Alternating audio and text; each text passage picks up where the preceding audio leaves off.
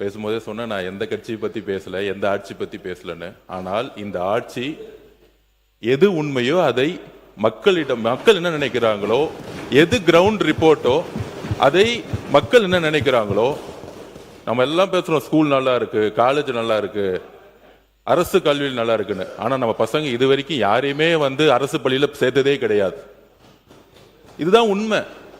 ஏழ்மையா இருக்கவங்க அரசு பள்ளியில் சேர்க்கணும். ஆனால் அது கருணை அடிப்படையில் இருக்கு. நம்ம திருப்பி சொல்றோம், எங்களுடைய முதலமைச்சரோட தலைமையில் அது கருணை அடிப்படையில், உரிமை அடிப்படையில் மாற்றணும். ஒரு அரசு கல்வி ஒரு ஈக்குவலா, ஒரு பிரைவேட் ஸ்கூலுக்கு ஈக்குவலா இருக்கணும். ஒரு பிரைவேட் ஸ்கூலுக்குள்ள போனா எப்படி இருக்கும்? ஒண்ணும் இல்லை, என்னுடைய மகனே என்னுடைய ஸ்கூல்ல போகும்போது ஒரு நல்ல டாய்லெட் இருக்கு, நல்ல கிரவுண்ட் இருக்கு, விளையாடக்கூடிய நல்ல வசதி இருக்கு. இதெல்லாம் பார்க்கும்பொழுது மித்த குழந்தைகளுக்கு இது மாதிரி எப்ப கிடைக்கணும்? ஏன்னா நான் ஒரு அரசு பள்ளியில் படித்த மாணவன். நான், நீங்க எங்க படிச்சீங்க? நான் அங்கதான் படிச்சு வந்தேன். அல்ல, அந்த காலம் வேற, காமராஜர் காலம் வேற. நீங்க படிக்கும்போது காமராஜர் இருந்தார் முதலமைச்சரா, அப்ப இருந்தது வேற. நீங்க காமராஜர் காலத்துல படிச்சதுனால ஸ்கூல் நல்லா இருந்துச்சு. சோ இங்க குறைகள் இல்ல. இங்க என்ன பிரச்சனைனா, திருப்பியும் சொல்றோம், திருப்பியும் நாங்க பதிவு பண்றோம், அரசு கல்லூரிகளுடைய கட்டடங்கள் சரியாக இல்லை அப்படிங்கறத பதிவு பண்றத நான் பதிவு. பள்ளி கல்வித்துறை, உயர்கல்வித்துறையுடைய 2 சகோதரர்களுக்கும் என்னுடைய வாழ்த்துக்களை தெரிவித்து, பள்ளி கல்வித்துறையில் ஒரு முக்கிய பிரச்சனை, பொதுப்பணித்துறையும் பள்ளி கல்வித்துறையும் சேர்ந்து நேற்று கூட ரொம்ப நேரம் அமைச்சர் கூட பேசிட்டு இருந்தேன். அது முதலமைச்சரோட கவனத்துக்கும் கொண்டு வந்திருக்கோம். 234 சட்டமன்ற உறுப்பினர்களுக்கும் இந்த கவனத்தை ஒரு போர்க்கால அடிப்படையில் இந்த கவனத்தை கொண்டு வரோம். பொதுப்பணித்துறையில பொதுவா பல்வேறு லீக்கேஜ்கள் இருந்தாலும், நெடுஞ்சாலைத்துறையில் எப்பயுமே பார்த்தீங்கன்னா பேக்கேஜ் ஒர்க்குன்னு சொல்லுவாங்க. அதே மாதிரி பொதுப்பணித்துறையில ஃபினான்ஸ் செக்ரட்டரி லெவலில் பேசிட்டு இருக்கும்போது அதிகமான லீக்கேஜ் வருது. இந்த மெயின்டெனன்ஸ், அதாவது புதிய பள்ளிகள் கட்டணும், புதிய கல்லூரிகள் கட்டணும்னு ஒவ்வொரு சட்டமன்ற உறுப்பினர்களும் நாம் இங்க பேசிட்டு இருக்கோம். ஆனால் இதுவரைக்கும் கட்டிய பள்ளிகளா இருக்கட்டும், இதுவரைக்கும் கட்டிய கல்லூரிகளா இருக்கட்டும், அதுவும் முக்கியமாக அரசு கல்லூரிகள், அரசு பள்ளிகள்ல மிகப்பெரிய ஒரு பிரச்சனை இன்றளவுக்கு இருக்கு. இது கடந்த ஆட்சி, போன ஆட்சி, 50 வருட ஆட்சி நான் இப்ப பேச வரல. இப்ப நாம் சரி செய்ய வேண்டிய மிகப்பெரிய கடமை, முக்கியமா சட்டமன்ற உறுப்பினர்கள் நாம் சரி செய்ய வேண்டிய கடமை என்னன்னா, பொதுப்பணித்துறை கடந்த 30 நாட்களாக ஒரு சென்ட்ரலைஸ்டு டேட்டாவை எடுத்துட்டு இருக்கோம், தகவல்களை எடுத்துட்டு இருக்கோம். இதற்கு முன்பு அது இல்லை. அதை ஒரு சென்ட்ரலைஸ்டு டேஷ்போர்ட்ல கொண்டு வந்துட்டு இருக்கோம். அதாவது பொதுப்பணித்துறையின் கீழ், அதாவது ஒரு பள்ளி சரியில்லை, ஒரு கட்டிடம் சரியில்லை அப்படின்னு பல்வேறு பிரச்சனைகள் தமிழகம் முழுவதும் வந்துட்டு இருக்கு. அதுல உடனடியாக கல்வித்துறை அமைச்சர்கிட்ட அது கவனம் போகும். ஆனால் ஒவ்வொரு பள்ளியோடைய பில்டிங்கோடைய பொறுப்பு, மெயின்டெனன்ஸோட பொறுப்புங்கிறது பொதுப்பணித்துறை பிடபிள்யூ கண்ட்ரோல்ல வருதுங்கிறத இந்த அவையில நான் பொதுமக்களுக்கு நான் பதிவு பண்றேன். அதுல கிட்டத்தட்ட 6279 உயர்நிலை மற்றும் மேல்நிலை பள்ளிகள் நம்ம கிட்ட பொதுப்பணித்துறை கிட்ட கொடுத்திருக்காங்க. 177 கலைக்கல்லூரிகள், ஆர்ட்ஸ் காலேஜ், 11 பொறியியல் கல்லூரிகள், இன்ஜினியரிங் காலேஜஸ், 55 தொழில்நுட்ப கல்லூரிகள், 98 தொழில் பயிற்சி நிறுவனங்கள், மொத்தம் 6620 கல்வி நிறுவனங்கள். இது மாண்புமிகு முதலமைச்சர்கிட்டையும் ஃபினான்ஸ் மினிஸ்டர்கிட்டையும் ஃபினான்ஸ் செக்ரட்டரியும் மிகப்பெரிய ஒரு கலந்துரையாடலை நாங்கள் கொண்டு வந்தோம். இதில் என்ன பிரச்சனை அப்படின்னா, இதோடைய மெயின்டெனன்ஸ், அதாவது பில்டிங் சரியில்லை. இது என்னுடைய வாழ்க்கையிலேயே நான் அனுபவிச்சிருக்கேன். நான் அரசு பள்ளியில் படிச்சுட்டு இருக்கும் பொழுது 10th இருந்து 11th திருச்சியில் பிஹெச்எல் உடைய கவர்மெண்ட் ஸ்கூலில் நான் படிச்சுட்டு இருந்தேன். 11th ஸ்டாண்டர்டில் மழை பெய்யும் போது அந்த பில்டிங் இடிஞ்சு விழுந்துருச்சு. ஸோ அதை 11th ஸ்டாண்டர்ட் முடிஞ்சு நான் 12th ஸ்டாண்டர்ட் முடிகிற வரைக்குமே அந்த பில்டிங் கட்டப்படலை. ஸோ 11th இருந்து 12th ஆஃப் வேலி வரைக்குமே நான் மரத்தடி கீழே தான் நானே படித்தேன். ஸோ 11th and 12th அரசு கல்வியில் நான் படிச்சிருக்கும் பொழுது மழை வரும்போது கிளாஸஸ் எனக்கு இருக்காது. ஸோ அப்போ திருச்சி பிஹெச்எல் ஸ்கூல்ல நான் படிக்கும் பொழுது கிட்டத்தட்ட 18 இருந்து 20 மாசம் மரத்தடி ஸ்கூல்லையே நான் படிச்சு வளர்ந்துருக்கேன். அது என்னுடைய அனுபவம். இந்த அனுபவம் இன்னைக்கும் அரசு பள்ளியில் இருக்கக்கூடிய மாணவர் மாணவிகளுக்கு இருக்கு. அதுலயும் குறிப்பா பாத்தீங்கன்னா, நான் படிச்ச ஸ்கூல்ல டாய்லெட் வசதி கிடையாது. நான் படிச்சிருக்கும் பொழுது வெளியில தான் அப்ப யூஸ் பண்ண வேண்டியது இருக்கும். அதே மாதிரி இன்னைக்கு சர்வே எடுத்துட்டு இருக்கோம். சர்வே ரிப்போர்ட் கிட்டத்தட்ட 40% தான் முடிஞ்சிருக்கு. ஏன்னா அதுக்கு முன்னாடி சர்வே ரிப்போர்ட்ஸ் இல்ல. ஒருங்கிணைந்து பள்ளி கல்வித்துறையிலும் சரி, பொதுப்பணியில் துறையும் சரி, ஒரு சர்வே ரிப்போர்ட் இல்ல. எங்களுடைய சிஇ கிட்ட நாங்க ஒர்க்கை கொடுத்துருக்கோம். இங்கதான் மேலதான் செகண்ட் ஃப்ளோர்ல உட்காந்துருக்காங்க. அவங்களோட ரிப்போர்ட்ஸ் வரதுக்கு இன்னும் ஒரு 2 மாசம் கூட ஆகும். ஸ்பீடா எடுத்துட்டு இருக்கோம். முக்கியமாக வந்து பெண்கள் படிக்கக்கூடிய நிறைய பள்ளிகளில் டாய்லெட்டே கிடையாது, வாட்டர் டேங்க் சரியா மெயின்டைன் பண்ணப்படலை. மெயின்டெனன்ஸ் பண்ணியிருக்கோம்னு சொல்லிட்டு புக் அளவில் இருக்கே தவிர, ஆனால் நிறைய பள்ளிகளில் கிட்டத்தட்ட நிறைய பள்ளிகளில் நிறைய, அதுவும் கவர்மெண்ட் காலேஜில் பார்த்தீங்கன்னா மாண்புமிகு முதலமைச்சர் கூட வந்து ஒரு இடத்துக்கு அந்த சமூக கூடத்துக்கு போகும்போது நம்மளுடைய துறை அமைச்சரோட போகும்போது பார்த்தீங்கன்னா எல்லா மாணவரும் கம்ப்ளைண்ட் பண்ணாங்க. உடனடியாக அடுத்த நாள் நடவடிக்கை எடுத்தார். இது தமிழகம் முழுவதும் பள்ளி கல்வித்துறையிலும் உயர்கல்வித்துறையிலும் பார்த்தீங்கன்னா அரசு இருக்கக்கூடிய கல்லூரிகளில் மிகப்பெரிய பிரச்சனை இந்த மெயின்டெனன்ஸ் பிரச்சனை வந்து இருக்கு.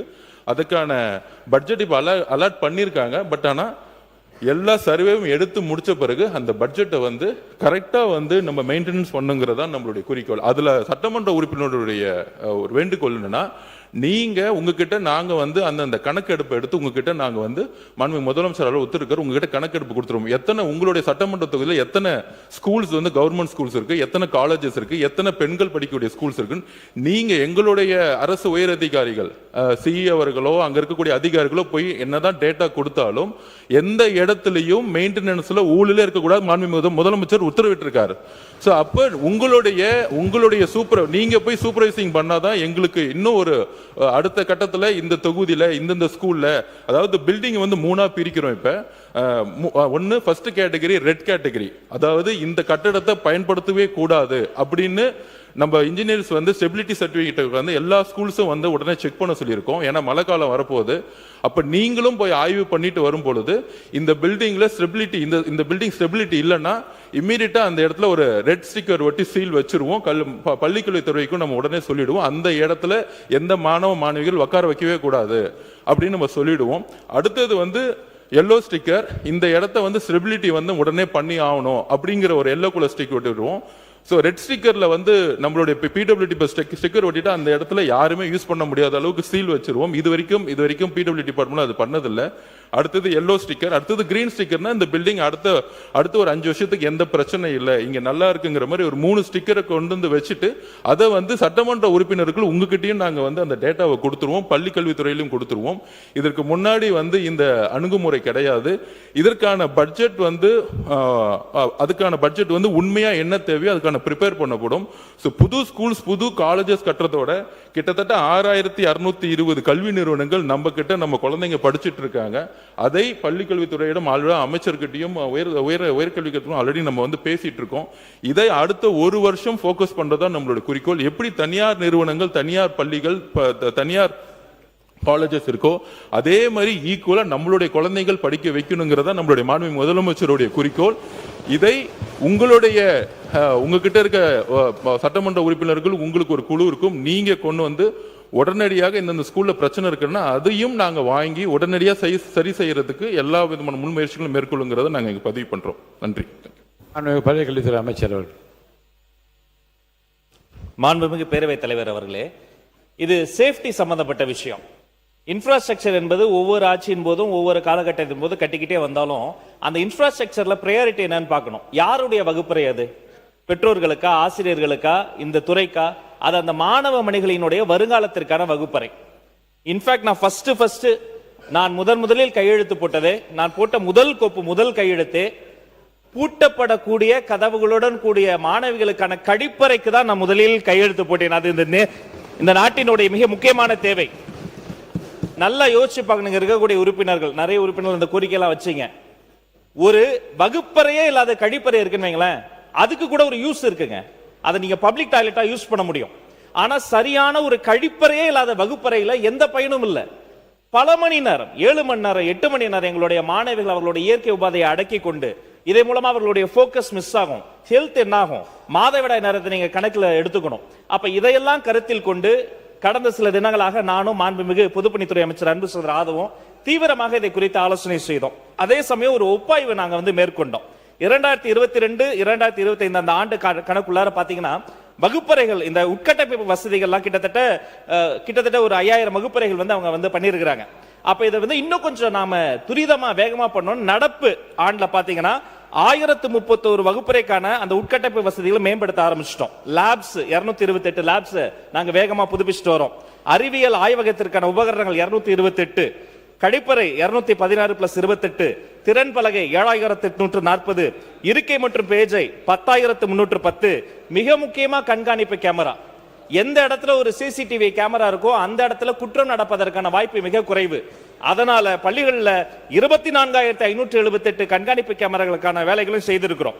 இதற்கான அந்த பணிகளுக்கான மொத்த செலவினம் 727.58 கோடி ரூபாய் செலவாயிருக்கு.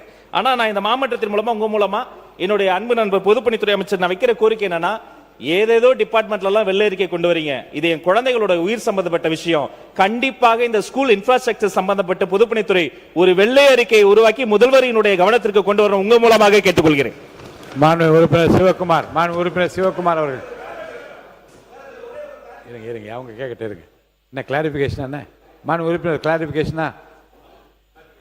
மாண்பு எம்ஆர்கே பன்னீர்செல்வம். மாண்புமிகு பேரவைத் தலைவர்களே, இங்கே மாண்புமிகு பொதுப்பணித்துறை பள்ளி கல்வித்துறை அமைச்சர்கள் 2 பேரும் இப்போ தான் புதுசாக கண்டுபிடிச்சுமே சொல்கிறாங்க. நாங்கள் இப்போ பள்ளிக்கல்வித்துறை அமைச்சர் சொல்லும்போது 5000 வகுப்பறைகள் கடந்த ஆட்சியில் கட்டப்பட்டது இப்போ சொல்கிறார். மீதி நாங்கள் கிட்டத்தட்ட கடந்த ஆட்சியில் வந்து இங்கே பள்ளிக்கூடங்கள் 6000 கட்டிடங்களை வகுப்பறைகளை இடித்து மறுசீரமைப்பு செய்வதற்கு உத்தரவிட்டு இங்கே எங்களுடைய முன்னாள் முதலமைச்சர் அவர்கள் அவர் நடவடிக்கை எடுத்தார்கள். அதேபோல் கழிப்பிடமே இல்லைங்கிற மாதிரி ஒரு கருத்தை உருவகப்படுத்தி 2 அமைச்சர்களும் பேசுகின்றார்கள். எல்லா பள்ளிகளிலும் அதுபோல கழிப்பறை வசதிகள் செய்யப்பட்டு கொண்டிருக்கிறது. படிப்படியாக கடந்த ரிப்பேர் செய்கின்ற இல்லவே கட்டவே இல்லைங்கிற மாதிரி ஒரு மாறிய ஒரு ஓட்டத்தை உருவாக்குகிறார்கள்.